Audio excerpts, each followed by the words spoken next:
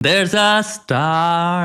भाई सुपरमैन के बारे में छापो ना स्टार। अरे सुपरमैन के साथ करो ना यार। There's a star। ये लोग तो नहीं बात करेंगे सुपरमैन की, लेकिन मैं जरूर करूंगा। इसी बहाने आपके नाम से व्यूज लेने की ट्राई करूंगा। तो ये वीडियो मैंने देखी, ये मेरा ओरिजिनल कैरेक्टर डिजाइन करते करते हाँ ये मैंने बनाया और मैं साथ में ऐसी भी चीजें बना लेता हूँ। तो ये वीडियो मैं देख रहा था और इसमें सुपरमैन की बात हुई और लगभग साल भर से मैं भी सुपरमैन के कैरेक्टर में काफी इंटरेस्टेड हूँ। लास्ट वीडियो में मैंने बात करी थी मेरी one of the favourite movies the iron giant की, और उस मूवी में मेन कैरेक्टर पर सुपरमैन की स्टोरी का, सुपरमैन के कैरेक्टर का काफी बड़ा इंपैक्ट होता है, क्योंकि सुपरमैन एक सिंबल है, एक ऐसी एंटिटी का जो लिटरली कुछ भी कर सकता है, लेकिन उसके बावजूद भी सिर्फ अच्छी चॉइसेस लेता है। और सुपरमैन फेस है सुपर हीरो स्टोरीज का। किसी को सुपर हीरोज में इंटरेस्ट हो या ना हो, लेकिन जब सुपर हीरो वर्ड सुनाई देता है तो सबसे पहले ज्यादातर लोगों के दिमाग में सुपरमैन की इमेज आती है। लेकिन सैडली आजकल के टाइम पर सुपरमैन जितना लाइकेबल था, जितना इंपैक्टफुल था, उतना नहीं रहा, क्योंकि आजकल लोगों को ऐसे कैरेक्टर्स ज्यादा पसंद आते हैं जो सिनिकल हो, अच्छे होकर भी ऐसी चीजें करें जो मॉरली ग्रे हो, जो सुपरमैन जितना होपफुल और ऑप्टिमिस्टिक ना हो। बेसिकली ऐसे सुपर हीरोज जो सुपर पावर्स के साथ भी ऐसी मेंटालिटी रखते हैं जैसे ज्यादातर हम लोगों की आजकल। लोगों को ये चाहिए आजकल, और मुझे ये चीज अच्छे से कैसे पता है कि लोगों को यही चाहिए, क्योंकि मैं भी अभी थोड़े टाइम पहले तक ऐसे ही सोचता था। आफ्टर ऑल क्यों मैं ऐसे किसी कैरेक्टर में इंटरेस्ट दिखाऊं जिसका कुछ भी करने में ज्यादा दिक्कत नहीं आती, वो ब्रूटल नहीं है, वो इतना ज्यादा ऑप्टिमिस्टिक है कि कभी वो अपनी इस मेंटालिटी को क्वेश्चन भी नहीं करता। ऑप्टिमिज्म इस दुनिया में इसी धरती का है ना भाई। ओ अच्छा, जबी क्यों मैं ऐसे कैरेक्टर में इंटरेस्ट दिखाऊं जबकि बैटमैन एग्जिस्ट करता है, ऑफिसर बोल्स, जिसको हर चीज करने के लिए चीजें फिगर आउट करनी पड़ती हैं, और उसके दोनों इंटरनल और एक्सटर्नल कॉन्फ्लिक्ट ज्यादा इंटरेस्टिंग है। और जब विलन सागा के सीजन 2 के बाद मैंने सुपरमैन के कैरेक्टर के बारे में सोचा तो मुझे रियलाइज हुआ कि हम लोग गलत तरह से देख रहे हैं सुपरमैन को। हम सुपरमैन को एक ऐसे कैरेक्टर की तरह देखते हैं जिसने या तो अपनी सुपर हीरो होने वाली जर्नी स्टार्ट करी है या तो उस जर्नी के बीच में है। तो हम उसके कैरेक्टर में ऐसे कॉन्फ्लिक्ट ढूंढते हैं जो एक सुपर हीरो बनने वाली जर्नी में होते हैं, जैसे अपनी मेंटालिटी और मॉरल्स को क्वेश्चन करना, उनको चेंज करना वगैरह वगैरह। और सुपरमैन को इस तरह से देखने की वजह से हमें सुपरमैन इतना इंटरेस्टिंग नहीं लगता। लेकिन अब मैं तुम्हें बताऊं कि सुपरमैन बहुत इंटरेस्टिंग है, हमारे उसको देखने के तरीके में कमी है। तो मे बी सुपरमैन का कैरेक्टर एक हीरो बनने की जर्नी के स्ट्रगल को दिखाने के लिए नहीं लिखा गया, बल्कि वो लिखा गया उस जर्नी में एक बहुत आगे खड़े हुए बंदे को दिखाने के लिए, जिसको हम लोग आइडियलाइज कर सकें, और कैसे उस जर्नी में काफी आगे होते हुए भी उस पर खड़े रहने में कितना ज्यादा परिश्रम लगता है। अब इसके बारे में ढंग से बात करते हैं। There's a star। तो सुपरमैन इवन दो पहला सुपर हीरो नहीं था, लेकिन ये पहला सुपर हीरो था जो बहुत पॉपुलर हो गया, रिजल्टिंग सुपरमैन की स्टोरी से, कैरेक्टर से, उसके पजामे के ऊपर कच्छे पहनने वाली चीज से काफी सारे सुपर हीरो इंस्पायर हुए। जो कि देखा जाए तो सुपरमैन को ऑलरेडी एक ऐसा सुपर हीरो बना देता है जो एक आइडियल है। मैंने जो पॉइंट रखा था इस वीडियो में कि कैसे सुपरमैन एक आइडियल को रिप्रेजेंट करता है, वो इसी बात ने प्रूव कर दिया। शिट, अब वॉच टाइम कैसे लूं तुम्हारा? रुको, वीडियो मत बंद करना, मैंने काफी कुछ सोचा इस वीडियो के लिए, सब सुन के जाओ। अब कुछ चीजें ऐसी जिसके बारे में हमें पता हो तो हम सुपरमैन के कैरेक्टर को अच्छे से समझ सकते हैं। एक है नो किलिंग रूल का सुपरमैन पर इम्पैक्ट। हाँ, ये सिर्फ बैटमैन का नहीं है। नो किलिंग रूल बना था सिर्फ बैटमैन के लिए नहीं, बल्कि डीसी के हर एक सुपर हीरो के लिए। तो जब डीसी की कॉमिक्स को पॉपुलैरिटी मिलने लगी और कॉमिक्स के एडिटर्स ने देखा कि जो लोग इनको पढ़ते हैं वो यंग है, तो उन्होंने डीसी पर रूल लगाया नो किलिंग का, जिससे डीसी का कोई भी सुपर हीरो अपनी स्टोरी में किसी को नहीं मारेगा। और इसके बाद जो बैटमैन हमें आज पता है वैसा लिखा गया उसके फेमस नो किलिंग रूल के साथ, और इसकी वजह से सुपरमैन के कैरेक्टर को भी डेप्थ मिली। ऑफ कोर्स ये नो किलिंग वाला रूल काफी टाइम नहीं चला, लेकिन दोनों बैटमैन और सुपरमैन की कैरेक्टर राइटिंग इस वजह से काफी ज्यादा थ्राइव करी। हमें पता है कि कैसे ये रूल बैटमैन का बहुत बड़ा पार्ट है, लेकिन तुम पूछ रहे होगे सुपरमैन पर इसका क्या इंपैक्ट पड़ा। इसकी बात करते हैं आगे। एक और बात सुपरमैन के कैरेक्टर को समझने के लिए काफी यूजफुल है, वह सुपरमैन का कनेक्शन नीचे के उबरमेंट से। अगर तुम डीसी में इंटरेस्टेड हो तो आई एम श्योर तुमने कहीं ना कहीं से इन दोनों के कनेक्शन के बारे में सुना होगा कि कैसे सुपरमैन का कैरेक्टर नीचे के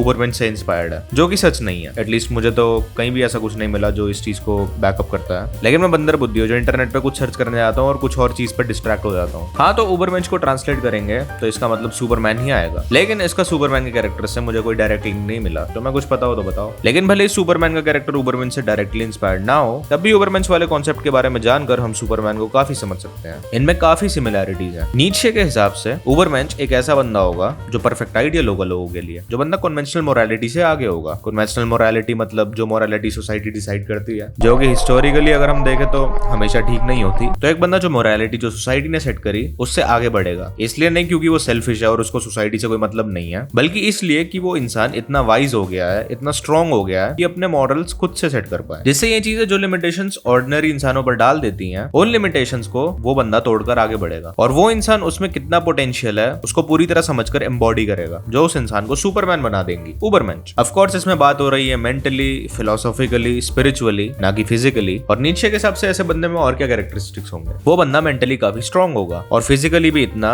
जितने में वो अपनी लाइफ की परेशानियों से अच्छे से डील कर पाए, जो अपने दम पर जिंदगी जिए। वो बंदा निहिलिज्म, एक आइडिया की लाइफ का कोई मीनिंग नहीं है, जो आइडिया आई एम श्योर हम सबके मन में आया है, वो बंदा इस आइडिया को समझ कर ये आइडिया जो मीनिंगलेसनेस फील कराता है उससे आगे बढ़ेगा। वो बंदा ऑनेस्ट होगा, वो किसी भी चीज को एक्सेप्ट नहीं करेगा बिना प्रॉपर रीजनिंग के। वो बंदा ऑथेंटिक होगा, उसकी अपनी खुद की आइडेंटिटी होगी जो उसने पूरे सोच विचार के साथ चूज करी है। और सबसे बड़ा, वो बंदे के एक्शंस ऐसे होंगे जो यूनिवर्सली सही है। फॉर एग्जांपल हम लेते हैं रिवेंज का एक्शन। इस दुनिया में रिवेंज कुछ बंदों के लिए जस्टिफाइड होता है और कुछ बंदों के लिए नहीं, लेकिन उबरमेंश इस चीज से आगे बढ़कर अपने विजडम पर रिलाय करके पता करेगा कि एक ट्रूली सही एक्शन कौन सा है और वो चूज करेगा ऐसे एक्शंस जो सही में सही होंगे। ये सारी क्वालिटीज हमें सुपरमैन के कैरेक्टर में भर भर कर दिखती हैं। उसकी स्ट्रेंथ जो कि उसकी स्टोरी में हमें फिजिकली भी दिखती है, जो उसकी स्ट्रेंथ को विजुअलाइज करने में हमें हेल्प करती है। सुपरमैन ऐसे एक्शंस लेता है जो यूनिवर्सली सही हो, और यहाँ डीसी के नो किलिंग रूल ने सुपरमैन के इस कैरेक्टर एलिमेंट में बहुत हेल्प करी है। विलन्स को जान से मारने की जगह सुपरमैन उनको सेकंड चांस देता है। कई बार जब सुपरमैन को लगा कि चीजें ठीक हो सकती हैं, तो विलन्स को जान से मारने की जगह सुपरमैन ने उनको सेकंड चांस दिया। ऑफ कोर्स एक जस्टिफाइड पनिशमेंट के बाद। सुपरमैन के आइडियल्स अच्छे रहने के, अच्छे काम करने के, भले कुछ भी हो जाए, ये नहीं बदले ऐसी दुनिया में जहाँ वो लिटरली भगवान है और जहाँ जोकर जैसे विलन्स है। ये सब चीजें सुपरमैन को एक बहुत अच्छा कैरेक्टर बनाती है, एक परफेक्ट आइडियल और ऑथेंटिक भी। एक ऐसा कैरेक्टर जो अपनी सुपर हीरो जर्नी के सारे चैलेंजेस को पार कर उस जर्नी में सबसे आगे खड़ा है, जिसको आइडियलाइज करके बाकी लोग उसके रास्ते पर चल सकते हैं और उसके जैसा बन सकते हैं। उबरमेंश के कॉन्सेप्ट और सुपरमैन के कैरेक्टर में काफी सारी सिमिलैरिटीज है,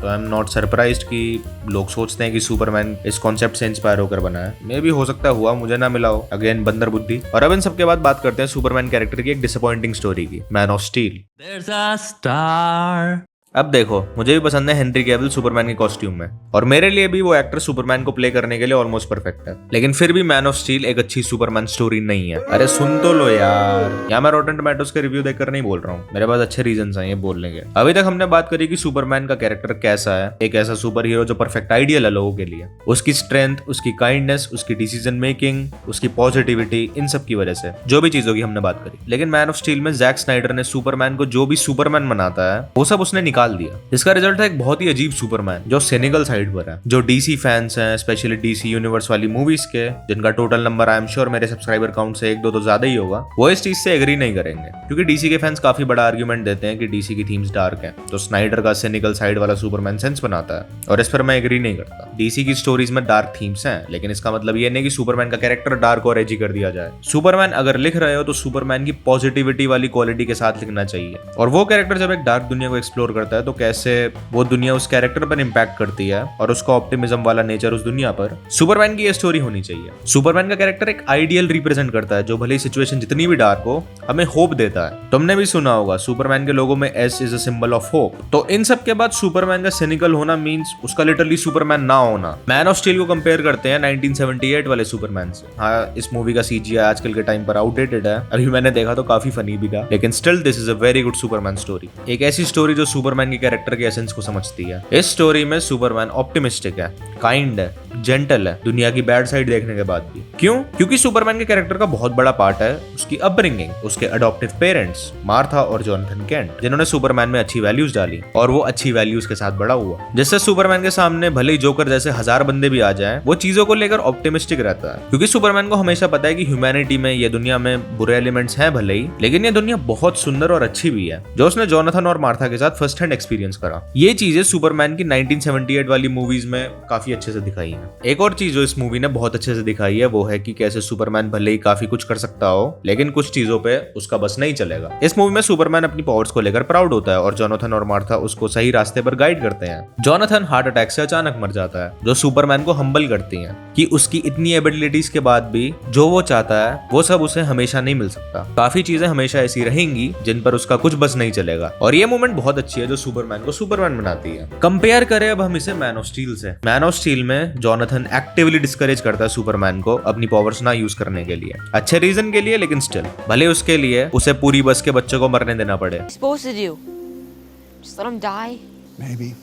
लिटरली सुसाइड कर रहा था इस चक्कर में, जिस वजह से हमें एक ऐसा सुपरमैन मिलता है जो सुपरमैन बनना ही नहीं चाहता। आधी से ज्यादा मूवी यही है कि वो बंदा सुपरमैन नहीं बनना चाहता, लेकिन उसको एक तरह से जबरदस्ती बनाना पड़ता है, डेस्टिनी की वजह से, लेट्स बी ऑनेस्ट, प्लॉट की वजह से, एंड ऑफ कोर्स क्योंकि उसका क्लार्क केंट से सुपरमैन में नेचुरली ट्रांसफॉर्मेशन नहीं हुआ जैसा सुपरमैन की स्टोरीज में होता है, उसको इस स्टोरी में एक टाइम के बाद ऑलमोस्ट जबरदस्ती बनना पड़ता है, तो वो ऐसा सुपरमैन नहीं है जैसा सुपरमैन को होना चाहिए। जो कि अगर सुपरमैन की जगह ये कोई और सुपर हीरो होता तो ये बहुत अच्छी सुपर हीरो स्टोरी होती, लेकिन ये अच्छी सुपरमैन स्टोरी बिल्कुल नहीं है। क्या ऐसी सुपरमैन स्टोरी एक्सपेक्ट करना गलत है जो सही में सुपरमैन स्टोरी हो, जो डरे ना सुपरमैन के कैरेक्टर को प्राउडली लोगों के सामने दिखाने में, जो बिना हेजिटेशन दिखाए एक ऐसे हीरो को जो एक परफेक्ट आइडियल हो। क्या एक्सपेक्ट करना गलत है? आजकल का टाइम थोड़ा अजीब है जहां लोग अजीब थॉट प्रोसेस की तरफ बढ़ रहे हैं कि अगर कोई बंदा ऑप्टिमिस्टिक है तो वो नाइव है, स्टूपिड है, उसको दुनिया के बारे में कुछ नहीं पता, और जो बंदा cynical, nihilistic, self centric side पर है वो स्मार्ट है। और ये चीजें आजकल के ज्यादातर सुपर हीरो स्टोरीज में दिखती हैं और ये चीज मुझे नहीं पसंद। हम ऑप्टिमिज्म का मतलब बिना ज्यादा सोचे इग्नोरेंस मान लेते हैं, लेकिन ऑप्टिमिज्म का मतलब होता है कि ये पता होते हुए भी ग्लास आधा खाली है, हम फोकस करेंगे कि ग्लास आधा भरा हुआ है। सुपरमैन भी ऐसा ही है, उसको पता है कि दुनिया में कितनी खराब चीजें हैं, लेकिन वो अपने एक्शंस दुनिया में जो अच्छा है और जो अच्छा हो सकता है उसको ध्यान में देख कर लेता है। और सुपरमैन का कैरेक्टर परफेक्ट आइडियल इसीलिए भी है क्योंकि वो हमें सिखाता है कि इग्नोरेंट मत रहो, एक्नॉलेज करो कि ग्लास आधा खाली है, लेकिन ये भी इग्नोर मत करो कि ग्लास आधा भरा हुआ है और मे बी ग्लास 3/4 खाली है, भले पूरा खाली हो, तुम्हारी सिचुएशन पर डिपेंड करता है, उस हिसाब से देख लो। लेकिन ये ध्यान रखो कि जब तक ग्लास है उसमें तुम पानी भर सकते हो। आजकल के टाइम पर ऑप्टिमिस्टिक हीरोज, कैरेक्टर्स, इवन भगवान बनाना भी आउटडेटेड हो गया है, लोग इनको नहीं पसंद करते। अभी कुछ टाइम पहले तक हनुमान जी की ज्यादातर फोटोज ऐसी दिखती थी और आजकल ज्यादातर ऐसी दिखती हैं। खुद देख लो डिफरेंस। क्या तुम्हें फीलिंग आ रही है कि इस फोटो में इनके विचार कैसे हैं और इसमें कैसे हैं? एंड आई कैन आर्ग्यू कि the most likeable super hero Batman भी ऑप्टिमिस्टिक है। वो काम करता है, बंदों को नहीं मारता उसके नो किलिंग रूल की वजह से, जो हाँ इस वजह से कि वो अगर किसी को मारेगा तो वो उनके जैसा हो जाएगा, लेकिन वो इसलिए भी नहीं मारता क्योंकि वो भी अच्छा ही देख पाता है। अदरवाइज वो इतना स्मार्ट है कि वो अपना नो किलिंग वाला रूल नहीं रखेगा अगर यही अच्छा होता दुनिया के लिए। लेकिन गॉथम में भी गॉर्डन जैसे बंदे हैं जो अच्छे हैं क्योंकि बस वो अच्छे हैं और ये बैटमैन को दिखता है। एक वीडियो बैटमैन पर चाहिए तो बता देना। लेकिन पूरा पॉइंट इस सेगमेंट में मैं ये रखना चाहता हूँ कि ऑप्टिमिस्टिक होना स्टूपिड नहीं है, नाइव नहीं है। नाइव और स्टूपिड है दुनिया की अच्छी चीजों के साथ ऐसे एक्ट करना जैसे वो एग्जिस्ट ही नहीं करती क्योंकि बुराई एग्जिस्ट करती है। कभी बारिश में चिड़िया खेलती हुई दिखती है, बारिश में वो कैसे क्यूटली खेलती है कूद कूद कर, देखना कभी। और देखना कि कैसे इतना समझदार तो वो छोटा सा प्राणी भी है कि जिंदगी की अच्छी साइड को देखकर पूरा मजा उठा ले, भले उसको पता है कि उसको खाने के लिए 10 प्रेडेटर बैठे हैं। और ये सब अच्छे से दिखाती है हमें एक अच्छी सुपरमैन की स्टोरी जो सुपरमैन के एसेंस को समझती है। ओके, ये थी मेरी तरफ से सुपरमैन पर बात। द बॉयज, इनविंसिबल के बाद जब इवल सुपरमैन की टाइप वाली स्टोरीज इतनी पॉपुलर हो रही हैं तो सोचा एक बार बात कर ले द ओजी सुपर हीरो की। आई होप जिसने भी ये वीडियो यहाँ तक देखी उनको जो सुपरमैन है वो और ज्यादा अच्छे से समझ आया होगा और क्यों सुपरमैन एडमायरेबल है और एक बहुत बढ़िया आइडियल है वो भी। और श्वेता बड़े भाई और जो भी उनके नाम की वजह से इस वीडियो बनाए हैं, मुझे नहीं पता कि ये अजीब है कि नहीं कि इन्होंने 2-4 बार एक वीडियो में मीम का रेफरेंस करा और सिर्फ उसकी वजह से मैं इस वीडियो में उनके नाम पे व्यूज लेने का ट्राई कर रहा हूँ। अगर ये चीज गलत है तो मुझे माफ कर दो दोस्तों, आगे से नहीं करूंगा, माफ कर देना। बाकी अगर वीडियो पसंद आई तो लाइक, बहुत ज्यादा पसंद आई तो सब्सक्राइब। वीडियो देखने के लिए धन्यवाद।